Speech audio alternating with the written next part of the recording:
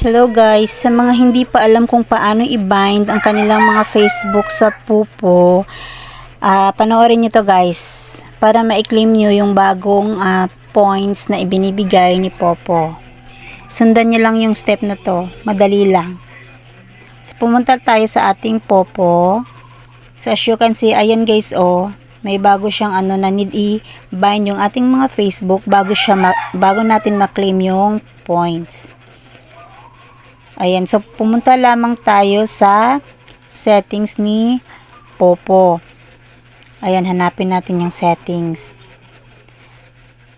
Ayan, at pagkatapos, pindutin yung account and security. Ayan, nakikita yung Facebook, i-click natin yan guys. At make sure na nakalagin sa ating mga cellphone yung Facebook na ating gustong i-bind dito kay Popo. Kasi mag-automatic yan siya na lalabas. Ayan, i-click lang natin yung continue. Continue as Jeremy. Ayan, makikita nyo dyan kapag successful na. So, ganyan lamang guys. Sana may natutunan kayo. Please subscribe.